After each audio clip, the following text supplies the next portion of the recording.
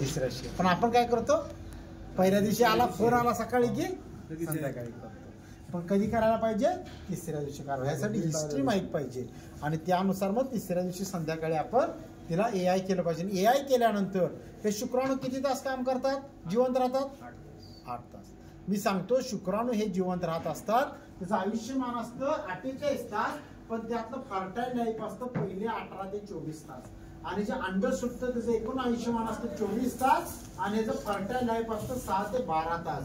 तर अशा पद्धतीने आपल्याला 6 ते 12 तासाचं या ठिकाणी गणित घालायचं आहे. आता समजा तिसऱ्या दिवशी काही माझ्यावर आली, तिसऱ्या दिवशी अंड सुटलं संध्याकाळी, रात्री 11 वाजता सुटलं. तुम्ही AI कधी केली, तिसऱ्या दिवशी सकाळी केली 9 वाजता. मग चौथ्या दिवशी सकाळी 9 वाजेपर्यंत 24 तासात जो कुठला अंड सुटेल त्याच्याशी मिलन या शुक्राणूचं उत्तर. म्हणून अशा वेळेस अशा ठिकाणी AI करत असताना ही उशिरा करणं गरजेचं आहे. अंड सुटलं याची खात्री करणं गरजेचं आहे. तर ह्या पद्धतीने आपण कृत्रिम करणं गरजेचं आहे. तर आता आपण या ठिकाणी आता पहिल्या सेशनात थांबूया आणि तिथून लंच ब्रेक घेऊया आपण एक अर्धा ते पाऊण तासाचा.